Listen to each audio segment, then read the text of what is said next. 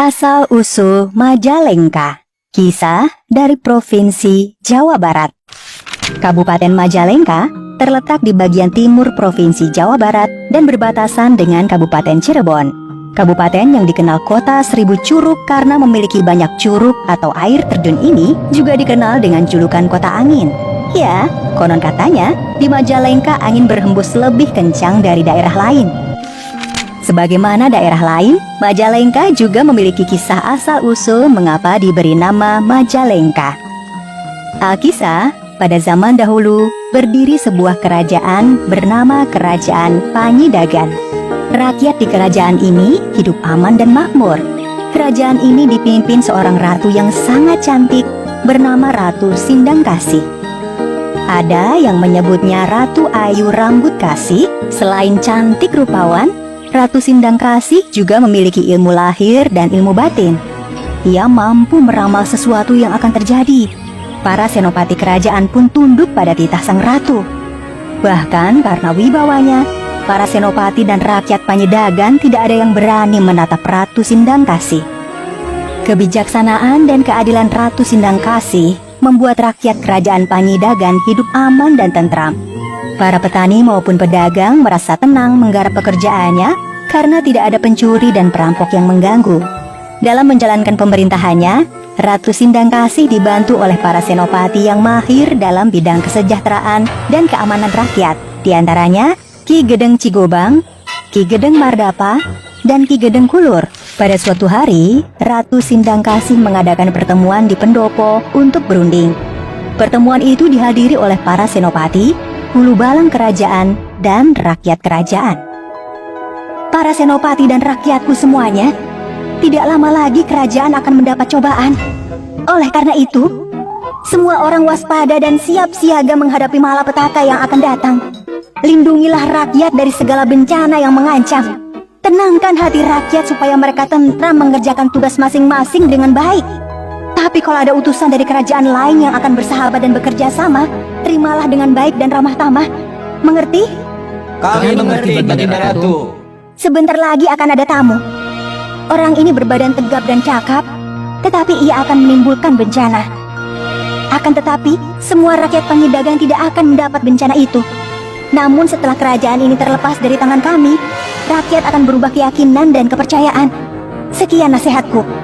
Sekarang kalian boleh pergi meninggalkan pertemuan ini dan silakan melanjutkan lagi pekerjaan masing-masing dengan aman dan tentram. Mendengar nasihat sang ratu, para patih kerajaan dan rakyat Panyidagan tidak ada yang menentang. Mereka yakin bahwa semua ucapan ratu pasti terjadi. Ki Gedeng Cigobang, Ki Gedeng Mardapa, dan Ki Gedeng Kulur bertugas menjaga perbatasan kerajaan.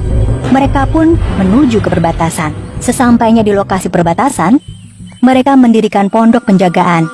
Dari tempat ini, mereka bisa mengawasi ke seluruh penjuru kerajaan. Hingga suatu hari, ketika mereka sedang asik berbincang, tiba-tiba terlihat seorang pemuda sedang menyeberangi sungai menuju jalan masuk ke kerajaan Panyidagan. Mereka teringat ramalan Ratu Sindangkasih bahwa akan terjadi apa-apa kalau pemuda itu tidak ditangkap. Hai, orang yang sedang menyeberang. Siapa namamu?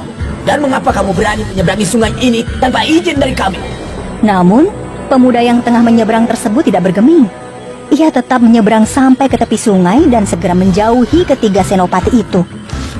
Merasa tidak dihiraukan, ketiga senopati itu pun sangat marah. Mereka berlari mengejar sang pemuda yang berlari kencang. Namun ketiga senopati kalah cepat karena sang pemuda semakin jauh menghilang. Akhirnya mereka mengepung sang pemuda dari beberapa arah hingga tidak bisa melarikan diri lagi. Nah, mau kemana kau sekarang, Ang? Melihat keadaan dirinya sudah terkepung, sang pemuda masuk dan bersembunyi ke dalam suatu rumpun yang tak jauh dari tempat itu. Di tempat itulah ia meminta perlindungan Tuhan Yang Maha Kuasa dan menghentakkan kakinya. Ajaib! Tanah yang diinjak itu terbelah dan membentuk lubang.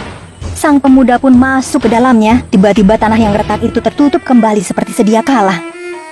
Alangkah terkejutnya ketiga senopati itu sebab sang pemuda sudah menghilang.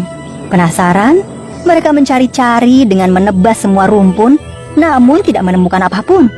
Akhirnya ketiga senopati itu putus asa dan menghentikan pencarian. Setelah berunding, Mereka pergi bersama-sama menuju ke kerajaan Panyidagan. Sang pemuda ini ternyata bernama Pangeran Muhammad, berasal dari negeri Sinuhun Jati, Cirebon. Kedatangannya ke kerajaan Panyidagan untuk meminta buah maja untuk mengobati rakyat negeri Sinuhun Jati yang sedang dilanda wabah penyakit. Ketika di dalam tanah, Pangeran Muhammad kembali memohon diberi kekuatan kepada Tuhan Yang Maha Kuasa agar dapat keluar dari dalam tanah. Tak lama kemudian, dengan terus mengorek dan melubangi tanah, perlahan-lahan ia dapat keluar dari dalam tanah. Namun ia masih belum bisa melihat dengan jelas. Sambil terus berjalan, akhirnya ia melihat sebuah cahaya yang membuatnya bisa melihat dengan jelas. Sementara itu, ketiga senopati yang kembali ke kerajaan akhirnya dipergoki Ratu Sindangkasih. "Hai para senopati, mengapa kalian ada di sini? Mengapa kalian tidak berjaga di perbatasan?" Maafkan kami, Baginda Ratu. Hamba baru saja datang dari perbatasan. Ada seorang pemuda yang masuk ke wilayah perbatasan. Akan tetapi, ketika kami kejar, ia menghilang tanpa bekas. Semua rumput telah kami tebas, sampai tak ada rumput pun yang tertinggal. Namun pemuda itu benar-benar menghilang. Aku tidak percaya dengan berita itu. Sekarang kalian harus mencari orang itu sampai dapat dan bawa kemari. Sebelum tertangkap, kalian tidak boleh kembali. Pergilah sekarang juga dan tangkap dia hidup-hidup. Ketiga senopati itu pun segera pergi dan mencari Pangeran Muhammad ke segala penjuru. Jerih payah mereka akhirnya menemukan hasil. Mereka sampai ke kebun jati di mana Pangeran Muhammad sedang beristirahat. Tidak butuh waktu lama, mereka serentak menangkap dan membawanya ke pendopo istana. Baru saja sampai ke halaman keputren, Ratu Sindangkasih sudah keluar dan menemui Ki Gedeng Cikobang. "Lepaskan dan biarkan orang itu beristirahat dulu. Perlakukan orang itu seperti kalau kamu menerima tamu kami." Ki Gedeng Cikobang kembali lagi ke pendopo dan meminta Pangeran Muhammad beristirahat dan mandi sebelum menghadap Ratu. Ki Gedeng Mardapa dan Ki Gedeng Kulur menyediakan makanan dan minuman. Setelah beristirahat, Pangeran Muhammad segera menuju ke putren. Ratu Sindangkasih memperhatikannya dari jendela. Sang ratu terpesona melihat Pangeran Muhammad. "Hai pemuda, dari mana asalmu? Mengapa kamu berani masuk ke kerajaan kami? Apa maksudmu datang kemari?"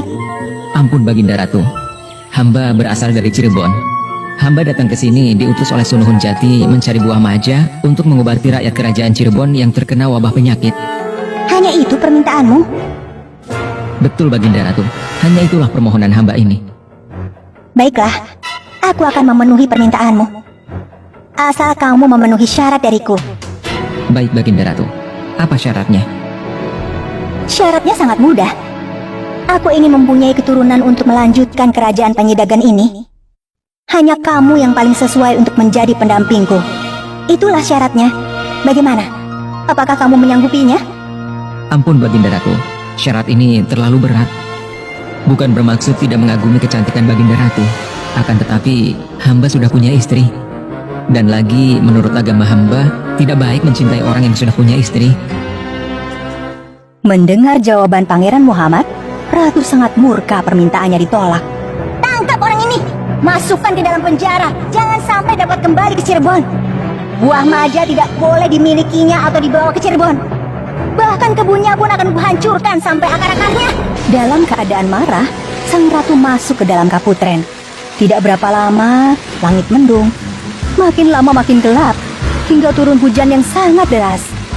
Keesokan harinya, langit kembali cerah. Rakyat Panyidagan melakukan aktivitas seperti hari-hari sebelumnya. Namun, semua orang terpaku melihat keadaan kerajaan Panyidagan berubah. Kaputren dan Ratu Sindangkasih menghilang. Kebun maja luas menghijau pun hilang tanpa bekas. Baginda Ratu hilang! Maja langka! Maja langka! Maja langka! Sejak itu, timbul sebutan Majalengka, yang sekarang terkenal dengan nama Majalengka. Sedangkan Pangeran Muhammad yang diutus Sinuhun Jati tidak berhasil mencari buah maja. Ia terus bertapa di Gunung Haur sampai meninggal dan dikebumikan di sana. Sejak itu, Gunung Haur terkenal dengan nama Margatapa.